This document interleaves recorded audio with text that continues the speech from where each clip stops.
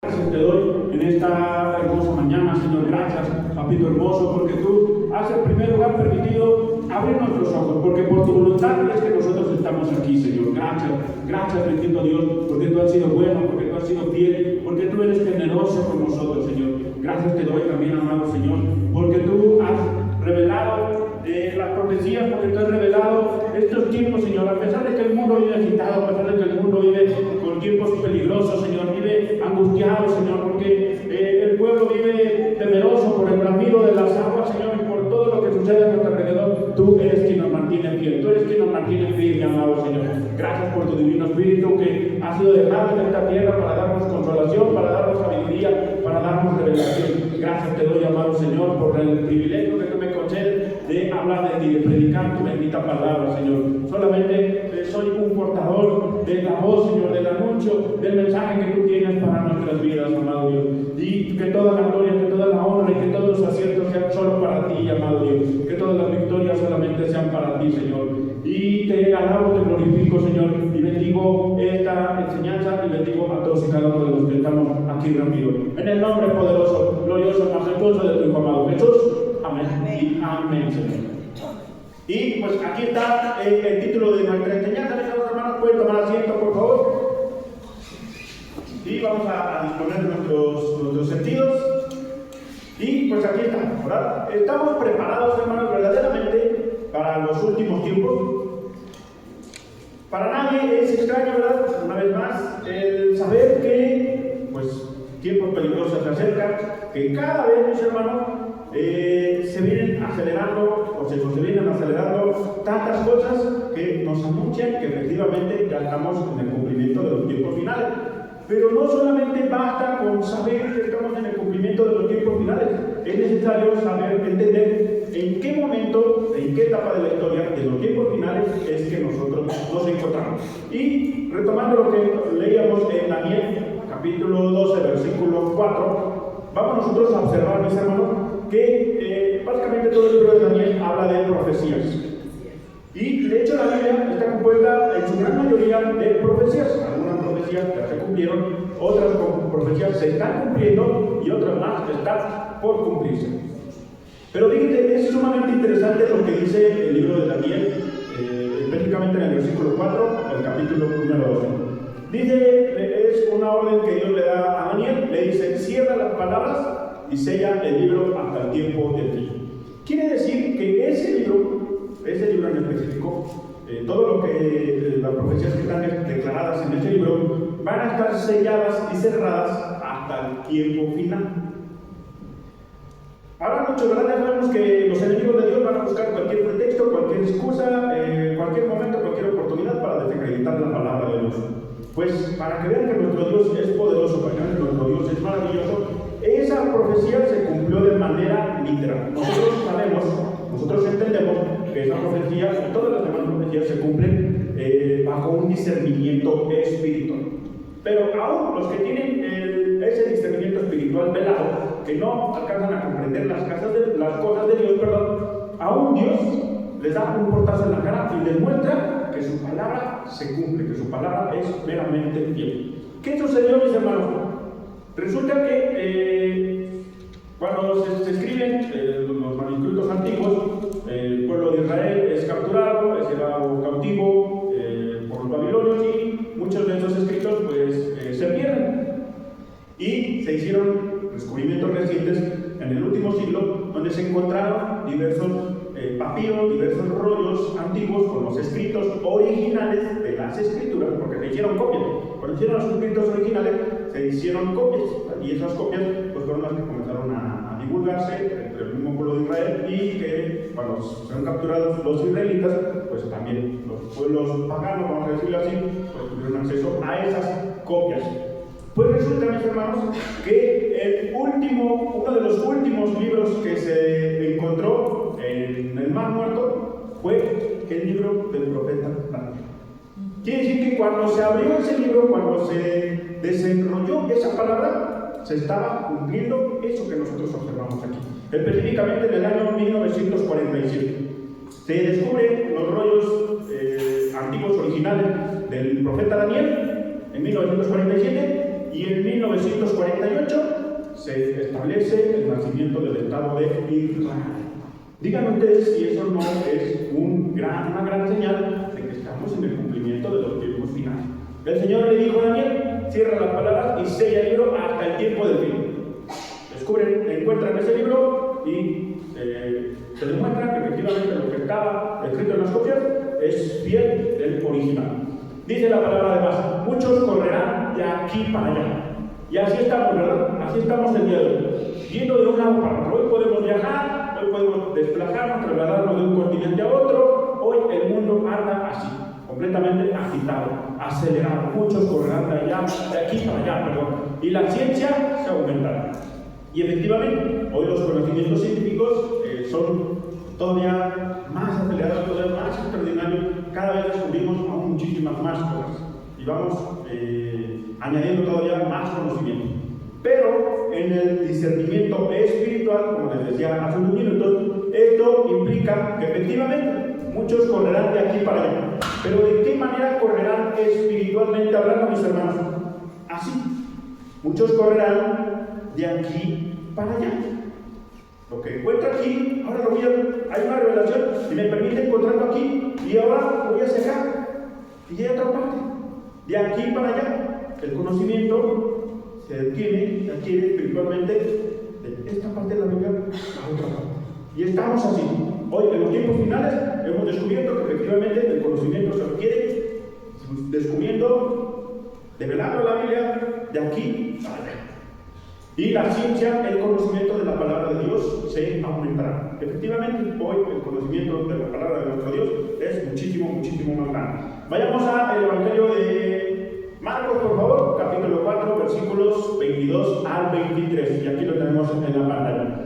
Dice la palabra de Dios así. Y el Señor Jesucristo fue también muy claro en establecernos que nada, mis hermanos, nada nos puede sorprender. ¿Saben por qué? Porque aquí está manifiesto. No hay nada oculto que no haya de ser manifestado, ni escondido que no haya de salir a la luz. Si alguno tiene oídos para oír, oiga. Aquí está, mis hermanos. La verdadera revelación de Dios es eso, en escuchar, en atender lo que Dios declara a nuestra vida. Porque no hay nada que haya de ser oculto, ni nada que no haya de manifestarse. Todo sale a la luz, mis hermanos. ¿Y qué se va a manifestar? Pues toda esta revelación que el Señor va a traer a nuestra vida, lo que acabamos de descubrir en Daniel capítulo 12, versículo 4. Y hace 8 días hablábamos también que todos conocemos este capítulo, ¿verdad? El capítulo 24 del Evangelio de Mateo, donde se habla de la destrucción del templo. Esa misma narrativa la encontramos en el Evangelio de Lucas y en el Evangelio de Marcos. Cada una de esas piezas pues van añadiendo y conformando de mejor manera la imagen de los últimos tiempos. Pero hay algo particular que destaca en esas tres narrativas, que los discípulos le preguntan al Señor Jesús: ¿cuándo, qué señales habrá de tu venida? ¿Cuándo sucederán esas cosas? Y en específico ellos se acercan con el Señor Jesús y intentan maravillarlo, sorprenderlo con la estructura del templo, ¿verdad? Con lo majestuoso que es el templo. Y el Señor Jesús les advierte que pues no quedará piedra sobre piedra en ese templo. Pero hay algo, mis hermanos, que me dejó más que impactado. Vayamos a justamente el capítulo 24 de Mateo y nos desplazamos al versículo 34, por favor. Versículo 3, es cierto. Mateo 24, versículo 3. Aquí está. Y estando él, fíjense lo que dice ahí, mis hermanos, sentado en el monte de los olivos, los discípulos se le acercaron aparte diciendo: dinos, ¿cuándo serán estas cosas y qué señal habrá de tu venida y del fin del siglo? Vamos a mirar el paralelismo que hay en Mateo 24, 3, versículo 4, y con Marcos capítulo 13, versículo 3. Esto nos arroja mucha más luz de lo que ya encontramos ahí. Ya observamos, ¿verdad?, que el Señor Jesucristo estaba en el monte de los olivos. Marcos capítulo 13, versículo 3, por favor. Mateo 24 dice que el Señor Jesucristo estaba en el monte de los olivos. ¿En qué posición? ¿De qué forma estaba el Señor sentado en el monte de los olivos frente al templo, mirando el templo. Y Pedro, Jacobo, Juan y Andrés le preguntaron aparte, lo que ya descubrimos ahí, ¿verdad? Dinos cuándo será la señal de todas estas cosas y qué señal sabrá de tu venida. Pero esto es lo más importante, mis hermanos. El Señor Jesucristo fue la última vez que se sentó, que se colocó frente al templo. Y fue la última vez que el Señor Jesucristo se colocó en el monte de los olivos.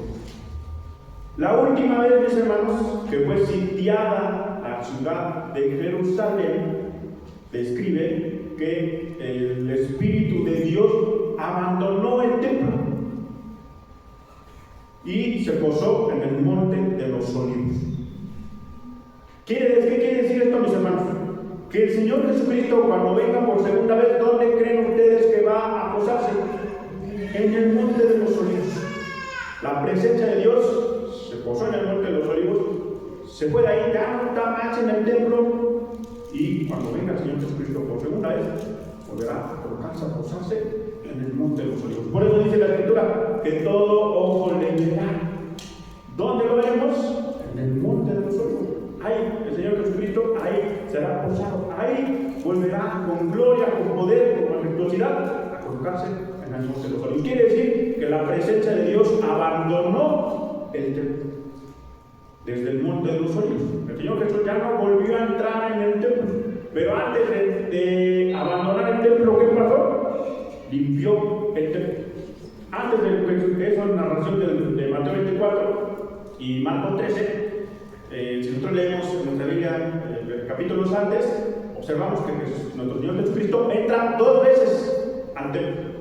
2 veces entró nuestro Señor Jesucristo al templo, sacó, expulsó a los vendedores, a los cambistas, a todas las personas que hacían negocio en el templo para purificarlo, para limpiar. La tercera vez que venga el Señor Jesucristo a limpiar el templo, lo hará con gran poder y gran gloria. Entonces, eso revela, mis hermanos, eso demuestra que la presencia de Dios en algún momento se apartará se apartó en el templo, pero también se apartará, se separará por completo de esta tierra, porque esta tierra, sabemos, ¿verdad?, que la maldad irá en aumento. Entonces nosotros necesitamos estar preparados, mis hermanos, para que justamente cuando nuestro Señor Jesucristo decida limpiar, purificar esta tierra, nosotros nos vayamos con Él. Nosotros seamos tomados con Él y no formemos parte justamente de todo esto que está sucediendo en este tiempo. Hace 8 días también mostrábamos unas imágenes, ¿verdad? Y les hablaba yo que el billete de dólar tiene muchísima simbología. Y entre esa simbología que tiene el billete de dólar, nosotros observamos ahí que destaca una pirámide, ¿verdad? En la parte superior de la pirámide está desprendida, gracias, esa no. Está desprendida y la punta de esa pirámide, por así decirlo, tiene un ojo. Miren ustedes la imagen que les estamos retratando ahí. Ellos son artistas, son cantantes. Y seguramente en muchos de los videos que hemos visto y que nuestros jóvenes miran, se observa esa simbología, gracias. Se observa esa simbología. Tienen esa característica de taparse un ojo. Ahora, si me muestra la imagen que está un ojo solo, que está con contorno café. Miren, aquí ustedes creen que está haciendo alusión a esos personajes, esos artistas marionetas, vamos a llamarlo así, a ese personaje. Ese es una deidad egipcia llamada Horus, y su representación es esa, un ojo, lo que es conocido como el ojo de Horus. Y Horus está representado de 2 maneras: un hombre con cabeza de águila o un toro. También es representado en ocasiones como un toro. Entonces, esas entidades, mis hermanos, o esos personajes, todos esos personajes, pues están adorando a un Dios. Hablábamos igual hace 8 días que nosotros encontrábamos las referencias del billete de dólar, además de la simbología, palabras, ¿verdad? Frases. Y esas frases están ahí escritas en latín. Y les decía yo que la palabra no ordos tecloro significa el nuevo orden de las eras, haciendo alusión a un nuevo orden mundial. Y la palabra annui coetis hace referencia, quiere decir, él favorece nuestras empresas. Y también decíamos que ¿de quién está hablando? Pues no está hablando de nuestro Señor Jesucristo, está hablando de otro Dios, de falsos dioses. Ellos adoran, mis hermanos, a Satanás, así tenemos que decirlo con todas sus letras. Ellos adoran a Satanás. Ellos no están dispuestos a entregarse al Señor Jesús y ellos están dispuestos a llevarse a cualquier persona consigo.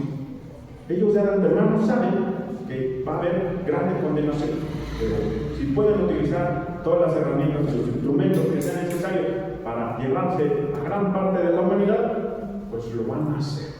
Y utilizan diversas estrategias, utilizan diversas herramientas. Y entre una de las herramientas que utilizan, mis hermanos, ¿qué creen que es? La religión. Entre las herramientas que ellos utilizan es justamente la religión. Si me apoyan colocando el mapa, por favor. Hay un mapa donde está el continente africano y el continente europeo y el continente asiático. Vamos a ver qué está sucediendo en el mundo. Si ustedes observan ahí, en ese mapa destacan ciertos colores, ¿verdad? Si nosotros identificamos los continentes que ahí están descritos, vemos el continente africano, en la parte de abajo, el continente europeo, y en el lado derecho tenemos el continente asiático. Todo eso, mis hermanos, está gobernado, está lleno, todo está, ¿cómo decirlo? Sí, completamente lleno de una religión. ¿Cuál es esa religión? El Islam. Los islamitas, mis hermanos, están ganando grande terreno en el mundo. El Islam es una herramienta utilizada por Satanás para llevar a las personas a la perdición. El Islam es una herramienta que está utilizando el enemigo para engañar a la gente. Fíjense, ¿cuánto terreno ya ha ganado esa religión? Todo el continente, todo el norte de África ya está completamente lleno, prácticamente toda la región de los Emiratos Árabes Unidos, toda la región del Medio Oriente, pues ya está prácticamente llena, ya están abarcando grandes regiones de Europa. No sé si ustedes han escuchado de los movimientos migratorios. Todos hemos escuchado en algún momento de los movimientos de gente, ¿verdad? De grandes cantidades de personas que son desplazadas, que son llevadas de un punto a otro punto. ¿Qué creen, mis hermanos? Que eso también es una herramienta que está utilizando el enemigo para dañar los principios cristianos, para dañar nuestra esencia como cristianos, como hijos de Dios. Están haciendo que esas personas se infiltren. Lo que nosotros vemos quizás como un acto de caridad, de benevolencia, vamos a aceptar refugiados en nuestra tierra, lo que nosotros vemos como actos inhumanos, porque, pobrecitos, están escapando de la tiranía, ¿verdad?, de su tierra, están escapando de un mal gobierno, en esos lugares donde no tienen voz ni voto. Nosotros, que somos países libres, democráticos, los abrazamos, los cobijamos, los apapachamos. ¿Qué creen, mis hermanos? Todas esas personas no lo saben, me queda claro, no lo saben. Pero los gobiernos financian esos movimientos migratorios con el propósito de que se infiltren en las colonias, en las grandes ciudades y empiecen a impulsar, a promover la religión islámica. De hecho, en México, no sé si ustedes lo sabían, pero quienes tienen familiares en Oaxaca deberían de preguntar, familiares en Chiapas. Ya se está inundando, las iglesias católicas están dejando de ser iglesias católicas, y ¿qué creen que están llenos? Templos islámicos, mezquitas, lo que se conoce como mezquitas. A las iglesias musulmanas se les conoce como mezquitas. Están llenándose de mezquitas. De hecho, ya está, no recuerdo si ya se abrió o ya está a punto de abrirse una mezquita en el centro histórico. Entonces, imagínense, para que los islamitas, los musulmanes, adoren a su Dios en aquella región. Toda esa parte de ahí ya está completamente llena de islamitas. Toda Europa, mis hermanos, ya está lleno de islamitas. Y a mí me encanta mucho el fútbol. Y yo veo el fútbol, pues obviamente con otros ojos, ¿verdad? Pero si nosotros analizamos, los que también son amantes del fútbol, veremos que hace 30, 50 años el futbolista alemán era el prototipo güero, ¿verdad? De ojos de color, bien parecido, rubio.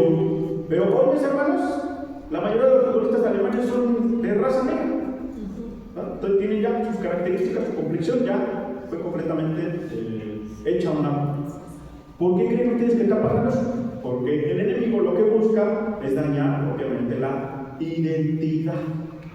Y así, los franceses igual, eran bien parecidos, güeros, el prototipo europeo. Hoy los franceses ya son completamente de raza negra. Los orientales sucede lo mismo, porque están permitiendo esa mezcla de razas, mis hermanos. ¿Y usted cree que en México no está pasando lo mismo? Sí, claro que sí. Ya nos están mandando haitianos, cubanos, ¿verdad? Con ese propósito de que esas personas se infiltren aquí con esas ideologías, con esos pensamientos, y comiencen ellos a formar células o núcleos que adoren, acepten esa religión y comenzar a arrastrar a nosotros como cristianos. Ya están haciéndolo con los católicos. El punto, el blanco por el cual vienen son nosotros los cristianos. Hacernos, desviarnos de la fe, apartarnos de la fe, quitar que nuestros ojos sean quitados de nuestro Señor Jesucristo y adorar a falsos dioses. Y sabemos que el adorar a falsos dioses es sumamente peligroso y condenado por parte de Dios. Tenemos otras imágenes, tenemos una imagen de una bandera de color rojo. Bueno, esa bandera es la bandera de un país llamado Turquía. Ahora, hay una imagen, hermana, donde hay un rosario y hay igual, esa misma luna con una estrella. Bien. Si la puedes sacar un poco más, por favor. Esos, hermanos, son símbolos de la religión musulmana. Los musulmanes oran casi todo el día, ¿verdad? Y los musulmanes oran en días, en momentos específicos, no importa lo que estén haciendo. O sea, si la oración nos tiene que agarrar a las 2 de la tarde, a las 2 de la tarde dejan de hacer lo que están haciendo y se ponen a orar. ¿Qué otra característica tienen ellos? El rosario. Si nosotros observamos, mis hermanos, ¿qué otra religión que nosotros conocemos también maneja el rosario? La católica. ¿Se dan cuenta? Todo está enlazado, mis hermanos. Y observan esa luna con esa estrella. ¿Ustedes creen que es casualidad que un país haya adoptado como símbolo de su bandera esa estrella y esa luna? Ustedes no creen, mis hermanos. Hay un propósito, hay algo detrás hay un objetivo detrás de eso. Y eso, el templo que ustedes observan ahí, es justamente una mezquita. El cubo ese como de color negro que ustedes observan, es igual un lugar, digamos que privado, donde ellos hacen sus propias reuniones. Ese es ¿cómo se llama? La escritura que ellos utilizan, el árabe, la escritura árabe. Arriba, por favor.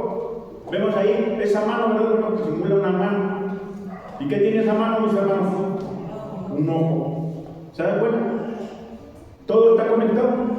El ojo que nosotros veíamos en la pirámide, el ojo de Horus, el ojo que simbolizan esos personajes, famosos cantantes, artistas, es el mismo ojo que está. Y esa figura la hemos visto. Yo estoy seguro que muchos de nosotros hemos mirado esa figura y tenemos conocidos que tienen esas imágenes, esos amuletos. Ellos los conocen como amuletos, como atrapadores, traidores de energía, pero no están haciendo otra cosa más que invocar demonios.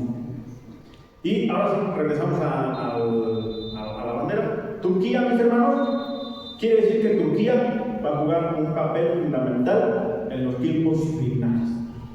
Turquía es un enemigo del cristianismo.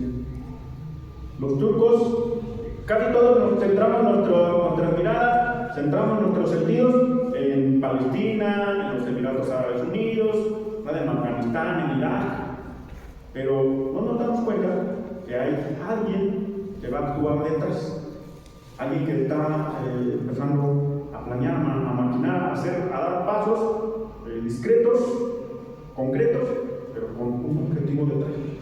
Turquía no lo olviden, hermano. Turquía juega un papel fundamental en todo este proceso profético. ¿Sí? Porque, miren, ahí está el simbolismo que ellos están enseñando. Ahora, ¿quieren saber algo, mis hermanos? La religión islámica ya había sido expuesta, o ya había sido profetizada, mejor dicho, por nuestro Señor Jesucristo. Vayamos a Mateo 24, versículo 26. Recuerdan que Mateo 24 habla sobre la destrucción del templo, la señal del final, ¿sí? Y todo lo que va a suceder en estos tiempos. Mateo 24, 26. Miren lo que dice aquí. Así que si os dijeren, el Señor Jesús le estaba hablando a sus discípulos y les estaba dando advertencias. Entre esas advertencias que el Señor Jesús les dio, les dijo que se iban a aparecer, presentar falsos cristos. Y esta otra advertencia. Mirad, si les dijeren, miren, está en el desierto. ¿Qué dijo el Señor Jesús? No salga. ¿Pero qué significa eso? ¿Que no debo ir al desierto? No. Fíjate lo que está diciendo. Si me dicen, mira, ven, allá en el desierto, algo está pasando, hay algo que está asomándose, hay algo que está lográndose, algo que está gestándose. Mira, ven. ¿Qué dijo el Señor Jesús? No salgas. Quiere decir que ni prestes atención, que ni te asomes. No de que no abras la puerta y no te salgas, no. Sino de que no te asomes. No andes de curioso. ¿Dónde se originó esa religión islámica, mis hermanos? En el desierto. Investiguen un poco sobre el surgimiento, sobre el nacimiento de la religión islámica y su fundador, su líder más grande es el profeta Mahoma. Mahoma decía que se le apareció el ángel Gabriel. Bueno, que se le apareció el ángel Gabriel, pero con otro nombre. Y que le dio una revelación y que le pidió que por favor escribiera la Biblia de nueva cuenta. Y esa Biblia, reescrita, mejor dicho, le llamó el Corán. Pero si nosotros analizamos lo que sucedió con Mahoma, Mahoma no recibió una revelación. Mahoma fue poseído. Mahoma fue tomado por un demonio. De hecho, en algunos de los diarios todos lo pueden encontrar en internet, de los diarios que escribió Mahoma, ahí él relata que era poseído, que era tomado por un demonio días, mis hermanos. O sea, no eran horas, eran días. Y que el demonio tenía absoluto control de él, que ni siquiera recordaba lo que había escrito. Cuando él volvía en sí, sabía que ya había tenido redacción, que ya había escrito ciertas cosas en el Corán. Entonces, y el apóstol Pablo nos lo advirtió, ¿verdad? El apóstol Pablo dijo, aun cuando viniere un ángel del cielo y les anunciara un evangelio diferente a este, no lo crean. Que dijo el profeta Mahoma, que un ángel se le había aparecido. Y lo mismo sucede con los mormones, mis hermanos. Los mormones dicen que a su líder se le apareció el ángel Moroni y él fue quien le dio la revelación del libro de Mormón. O sea, las señales ahí están, las advertencias ahí están, todo es sumamente claro, porque nuestro Dios tiene misericordia de nosotros, porque nuestro Dios tiene compasión de nosotros. Pero nosotros estamos descuidando. Nos hace falta hacer lo que decíamos en el libro de Daniel, ir de aquí para allá, descubrir, desenmarañar todo lo que está escrito aquí en estos tiempos finales. Otra cosa, mis hermanos. Sí hemos escuchado, ¿verdad?, de Apocalipsis y seguramente hemos escuchado del rompimiento, el quebrantamiento de los 4 sellos y sus jinetes. Pues vayamos para allá. Al libro de Apocalipsis, por favor, capítulo 6, desde el versículo 2 al versículo 8. El apóstol Juan es tomado por nuestro Señor Jesucristo, es llevado al cielo y el Espíritu le muestra cosas y le pide que esa revelación la escriba en un libro. Apocalipsis 1 hace mención que el apóstol Juan fue llevado en el Espíritu al cielo y va a redactar todo lo que ahí pueda poner. En el capítulo 6, ya sabemos que el Señor Jesucristo toma un rollo que estaba sellado con 7 sellos, no se lleva a nadie digno de desatar el sello, ni siquiera de mirarlo ni de tocarlo, pero el Cordero de Dios que ha vencido tiene la facultad, el poder, la autoridad para hacerlo. Versículo número 2. Y miré, y he aquí un caballo blanco. Quiero que pongan mucha atención, mis hermanos, en los colores de los caballos. Son temas sumamente profundos y que abarcaríamos muchísimo tiempo. Todo tiene un significado, pero quiero que prestemos atención a lo que dice cada uno de los caballos, de los colores de los caballos.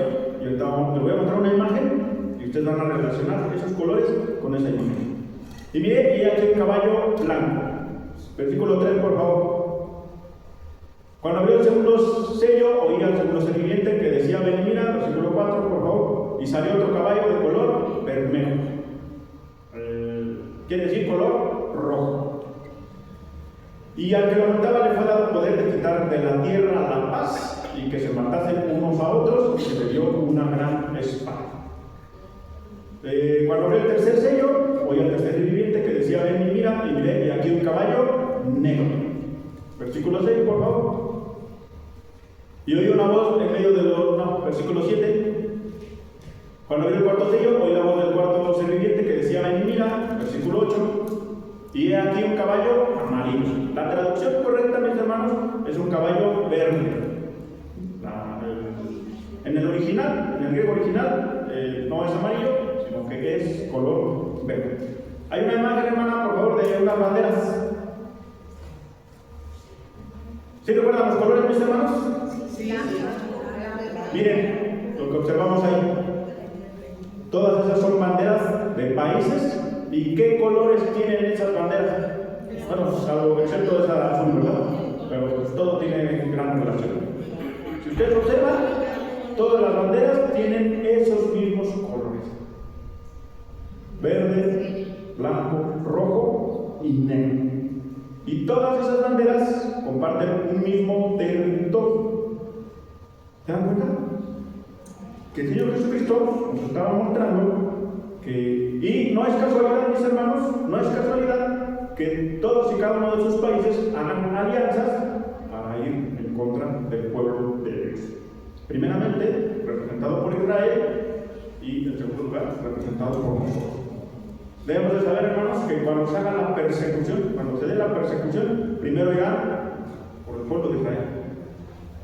Y una vez que se desate la persecución en contra del pueblo de Israel, irán en contra de nosotros. Nosotros somos el pueblo injertado. Nosotros somos el Israel adoptado. Entonces, el enemigo sabe que el blanco somos nosotros. La iglesia de Cristo somos nosotros. Sobre quién va a venir la persecución es sobre la iglesia de Cristo. Porque Cristo derramó su sangre por nosotros. Nosotros somos la novia del Cordero. Nosotros somos los que estamos esperando. Cristo viene por nosotros. Y el enemigo pues va a hacer guerra en contra de nosotros. Entonces, observando eso, mis hermanos, miren, voy a insistir, las banderas de esos, las colores de esas banderas contienen esas características: negro, verde, blanco y rojo. Los mismos colores que están descritos en los caballos de Apocalipsis capítulo 6. Eso nos da una gran señal. Y también descubrimos que el anticristo, su nacionalidad, sí será de origen judío, pero también tendrá, volvemos a lo mismo lo que les decía hace rato de las migraciones, mis hermanos, para que todo se mezcle y para que sea más difícil de localizar, de rastrear, de perseguir, no sé cómo llamarlo. Entonces va a tener descendencia judía, pero también va a tener nacionalidad. Porque los árabes son descendientes, también son descendientes de Abraham, pero ellos son descendientes de Ismael. Entonces Ismael, la descendencia de Ismael también juega un papel muy importante en la profecía de los últimos tiempos. Y bueno, lo mismo, estas naciones, estos países, pues claramente están siempre en constante conflicto. Son los más ricos, esos países son potencias actualmente en el mundo. Hace 100 años no lo eran. Hace 200 años no eran potencias, mis hermanos. Hoy sí lo son. Son los países más ricos en petróleo. Cualquiera que se meta con esos países está en graves problemas, graves conflictos. Ellos dominan el 70% del petróleo del mundo. Entonces, imagínense, ¿por qué creen que existe el conflicto entre Rusia y Ucrania? Porque Rusia, Ucrania e Israel. Porque son la conexión para que todo el gas y el petróleo que llegue a Europa, pues necesariamente tiene que pasar, digamos, por territorio ruso, por territorio de Ucrania, y Israel, al tener Israel es el país con más tecnología en todo el mundo. Si Estados Unidos es la potencia número uno, pero Israel desarrolla tecnología de punta. Entonces necesitan comprarle instrumentos tecnológicos a Israel para poder extraer el petróleo de esos yacimientos, y por eso es que Rusia pretende someter a Ucrania, que si Rusia tiene control de Ucrania, todo el acceso o toda la vía de contacto entre Europa y Asia, pues estaría facilitado. Pero los países árabes juegan un papel muy importante. Entonces, ¿se dan cuenta, mis hermanos? Todo el panorama profético ahí está descrito. Pero nosotros estamos esperando, ¿verdad? Dice, habla de caballos y de jinetes, estamos esperando a que suenen las pisadas de los caballos. Cuando todo, volvemos al mismo, es un mero simbolismo. Ahora, volviendo a los tiempos proféticos, mis hermanos, seguramente ustedes ya lo han visto, lo han escuchado. Vayamos al capítulo 2 del libro de Daniel, por favor, y de ahí nos dirigimos al versículo 32 y al versículo 34. No, del versículo 32 al 34 del libro de Daniel. Todos hemos escuchado hablar de la estatua de Nabucodonosor. Habla de Nabucodonosor, era el rey de Babilonia. Y en ese entonces, en Babilonia era, digamos, que el imperio más grande que había en todo el mundo. Y es el primer imperio que se levantó en la historia de la humanidad. Nabucodonosor, como rey de Babilonia, recibe un sueño, se levanta de su cama asustado por ese sueño, pide a sus magos, a sus profetas, a su gente que le revele el sueño. Nadie lo puede hacer. Recordemos que Israel fue tomado cautivo hacia Babilonia, y entre ellos estaba Daniel. Mandan a llamar a Daniel porque sabían que Daniel era un gran revelador de sueños, porque la presencia de Dios estaba con él. Lo mandan a llamar y le pide el rey a Daniel que le revele el sueño. Y el sueño que tiene el rey Nabucodonosor, se encuentra una estatua, y esa estatua tenía ciertas características, pero vamos a centrarnos exclusivamente en la estructura, en el material con el cual estaba compuesta la estructura de la estatua de Nabucodonosor. Su cabeza, dice que en esta imagen era de oro fino, su pecho y sus brazos eran de plata, su vientre y sus muslos eran de bronce, sus piernas de hierro y sus pies en parte de hierro y en parte de barro óseo. Vayamos al versículo 39 y al versículo 40, ahí mismo en el capítulo 2 del libro de Daniel, por favor. Y después de ti, ya vimos la estatua, y Daniel le da la revelación. Y después de ti se levantará otro reino inferior al tuyo. Daniel le describe que esas estatuas representan los diversos imperios que se van a levantar en la historia de la humanidad. La cabeza de oro es Babilonia, el imperio que estaba bajo el control de Nabucodonosor. Daniel le dice, después de ti se levantará otro reino inferior al tuyo. Recordemos que sus pechos y sus brazos eran de plata. Y luego un tercer reino de bronce. ¿Sí? Recordemos que es la parte de las caderas y los muslos de bronce. El cual dominará sobre la tierra. Siguiente. Y el cuarto reino, que es el cuarto imperio, será fuerte como hierro. Y como el hierro desmenuza y rompe todas las cosas, desmenuzará y quebrantará todo. Y el último, podemos pasar al siguiente versículo, por favor, al 41. Sí, gracias. Recordemos que van 4 imperios. Y lo que viste de los pies y los dedos es en parte de barro cocido de alfarero y en parte de hierro. Será un reino dividido, mas habrá en él algo de la fuerza del hierro, así como viste hierro mezclado con barro cocido, y la debilidad o la vulnerabilidad que tendrá ese reino es el barro. Me pasa la imagen de la estatua, por favor. Y aquí está representada la estatua, mis hermanos. Y aquí están representados los reinos a los que hace alusión esa estatua. Recordemos que la revelación que recibe Daniel la recibe incluso cerca de 1300, 1400 años antes del nacimiento de nuestro Señor Jesucristo.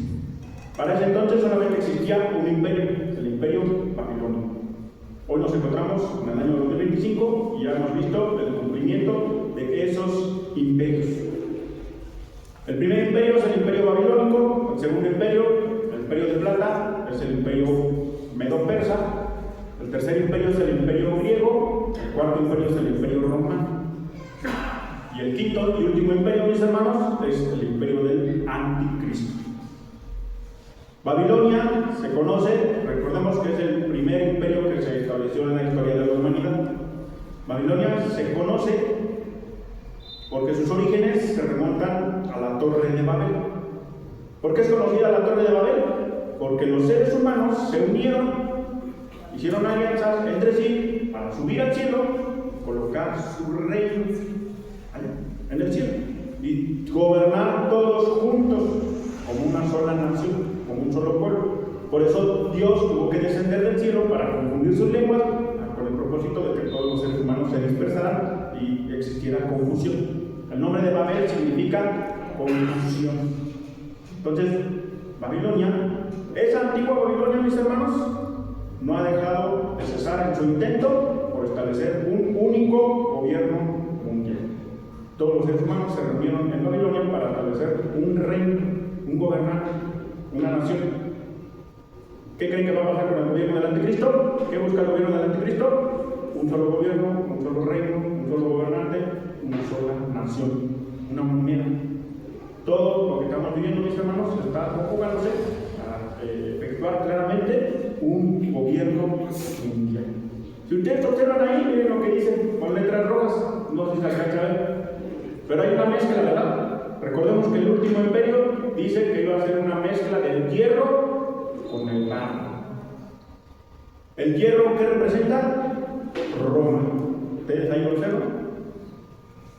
El hierro hace alusión al imperio romano. Quiere decir que el gobierno último, el gobierno del anticristo, va a tener sus orígenes en Roma.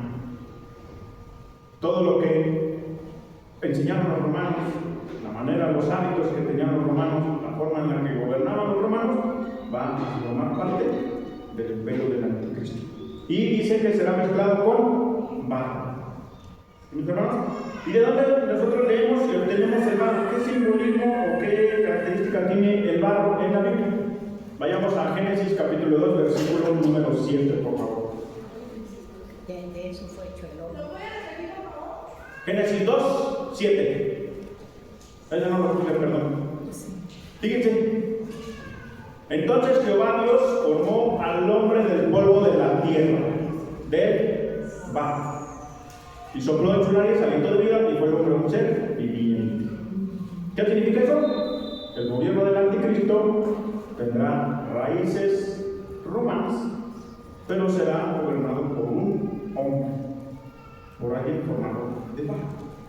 El objetivo, el propósito va a ser justamente ese. Por eso el anticristo exigirá adoración y reconocimiento como Dios, pero es un hombre. Entonces, y ese gobierno último estará dirigido por hombres, estará liderado por hombres, tendrá participación de la humanidad. Y al final de la estatua de Nabucodonosor, la revelación advierte que esa estatua es desmenuzada, es quebrantada por una gran roca que proviene del cielo. Y esa roca sabemos quién es, ¿verdad? Nuestro Señor Jesucristo. Quiere decir que nuestro Señor Jesucristo terminará con todo el imperio mundial. Ahora, ¿qué tenemos que hacer, mis hermanos? Todo eso es así, una pequeña embarradita, es un breve panorama, pero no cesemos, mis hermanos, en estarnos preparando. No cesemos en buscar de Dios. No cedamos ante los engaños del enemigo. Porque volvemos a lo mismo. El enemigo está buscando el cumplimiento, el establecimiento de un gobierno mundial. Y ya lo vimos aquí en México, ¿verdad? Hace meses se establecieron los lineamientos para exigir que todos tuviéramos una CUR biométrica. No es la marca de la bestia, ya se los había comentado, no es la marca de la bestia, pero ¿qué creen? Es la antesala, la preparación para la marca de la bestia. Todo lo que está sucediendo a nuestro alrededor. Hablamos también del supuesto acuerdo de paz que firmó Donald Trump en el Medio Oriente entre la facción de Hamas e Israel, y observamos ahí también que no es el acuerdo de paz, pero es una antesala a lo que viene más adelante con el anticristo. Veíamos también, mis hermanos, no sé si seguramente se enteraron, Nicolás Maduro, ¿verdad? Sale en diversos videos aceptando a Cristo, reconociendo a Jesucristo como Señor y que le entrega la nación a Jesús. Pero ¿qué creen, mis hermanos? Lamento decírselo, es también parte del engaño. Para conmover a los corazones de las personas, decir, sí, mira, qué bueno, si este hombre pudo haber cambiado, si este hombre pudo haber... No lo dudo, pero él es parte del arte. ¿Quién creen que lo puso ahí, mis hermanos? Pues ellos, antes de él rebelarse, antes de él traicionar, lo matan. No lo van a permitir que haga esas exhibiciones públicas. Daddy Yankee, ¿verdad? Un cantante que cantaba reggaetón y que adoraba a la bestia, al diablo, y de la nada se volvió cristiano, ya está predicador, ya está teniendo iglesia, tan rápido así, en express. No, mis hermanos, no nos dejemos engañar, no nos dejemos llevar, no nos dejemos arrastrar por esas ideas, por esos pensamientos, por esas formas tan básicas. Hay que examinar. El mismo apóstol Pablo lo dijo, si los espíritus son de Dios, probarlos. Cuanto más una persona, cuanto más a alguien, tenemos que probarlo con la Escritura. Y ya para terminar, hermana, la semana pasada le pasé una imagen de un pueblo que estaba aquí con que están como siendo registrados con unos números. Y esto, mis hermanos, está sucediendo en China. La imagen que ustedes van a ver ya está ocurriendo en China. No sé si ustedes lo sabían, pero en China hay registros de todo. ¿Sí puedo acercar la imagen, por favor? Hay cámaras en todas las partes de ese país. No solamente en China, en Taiwán también está, en Japón, en Indonesia, en toda la región de Asia, ya está toda esa estructura. Todas las personas, mis hermanos, ustedes observan ahí, están ya codificadas. Tienen números, ya son identificadas por números. Y a las personas les exigen buenos comportamientos. Si tú tienes un buen comportamiento, un récord de comportamiento en un mes, te dan bonos. Puedes ir, te dan una hamburguesa gratis, un refresco, puedes ir al cine, boletos de entrada para un estadio, no sé. Pero quien se porte mal, le quitan puntos y le restringen el acceso a lugares públicos. Todo lo que ellos digan, ya lo tienen grabado, mis hermanos. Lo que ellos miran, ya lo tienen grabado. Eso es una realidad, no es ciencia ficción, eso verdaderamente ya está sucediendo. Y en China es el país más poblado del mundo. Entonces, imagínense, ¿qué nos espera a nosotros?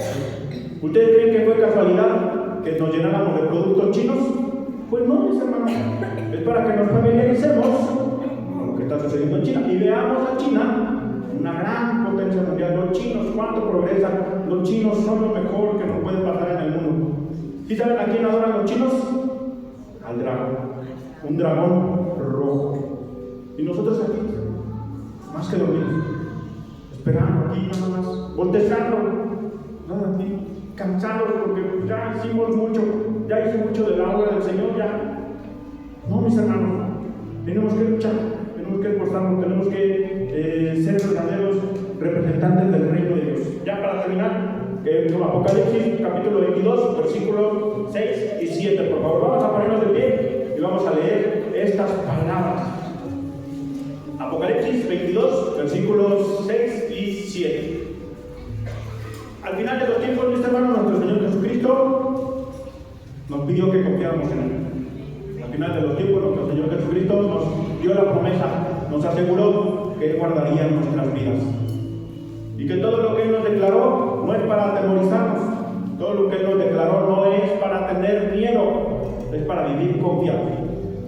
Para saber que nuestro Dios tiene el control de todo. Tal vez estas cosas sean inevitables, mis hermanos. Tal vez no podamos hacer nada para impedirlo. Pero lo que sí podemos hacer es resistencia. Pedir que el reino de Dios se establezca en este mundo y no el reino del anticristo. La misma oración al Padre Nuestro lo dice: venga tu reino, Señor. ¿Por qué no pedimos eso? ¿Por qué no le pedimos a Dios que establezca su reino en este lugar? Que establezca la paz, que establezca el amor, que establezca la esperanza en estos lugares. Es lo que nosotros necesitamos como cristianos, verdaderos cristianos, hacer. Y me dijo estas palabras: son fieles y verdaderas. Y el Señor, el Dios de los espíritus de los profetas, ahí está, ha enviado su ángel para mostrar a sus siervos las cosas que deben suceder pronto. He aquí, vengo pronto, dijo el Señor Jesús. Bienaventurado el que guarda las palabras de la profecía de este libro. Guarda estas palabras en tu corazón, mi hermano. Cristo viene pronto. Sí, cierto, Cristo viene pronto. Pero hay trabajo que hacer, aún hay cosas que hacer, aún hay que seguir llevando el mensaje a más almas, hay que seguir rescatando a más almas del engaño, sacarlas del engaño, a llevarlas a la esperanza en Cristo Jesús. Amén. ¿Lo creemos? Vamos a hablar, mis hermanos. Padre Celestial, gracias te doy, amado Señor, porque tú has sido bueno con nosotros. Gracias, papito precioso, porque tú eres un Dios fiel, porque tú has traído la revelación, la profecía a nuestras vidas, Señor. Ahora permite que esta enseñanza, que este mensaje, amado Dios, pueda ser divulgado, pueda ser transmitido a otras personas, Señor, a otras almas, que podamos sacar a muchas más almas del engaño, a muchas más almas de las trampas del enemigo, Señor, porque tú eres bueno, porque tú quieres rescatar nuestras almas, Señor, porque tú has venido a librarnos de la condenación eterna, amado Dios. Te pido, papito hermoso, que nos des ese espíritu de poder, de amor y dominio propio, Señor, que avive en nosotros ese deseo, ese amor por ir y rescatar a más almas y proclamar tu santo evangelio a todos los rincones de la tierra, amado Señor. Gracias te doy, papito hermoso, porque tú eres bueno y eres fiel, porque tú siempre guardas nuestras vidas, Señor. Te alabamos, te glorificamos y te exaltamos en el nombre, que sobre todo nombre, en el nombre poderoso de Jesús. Amén y amén, Señor. Gracias.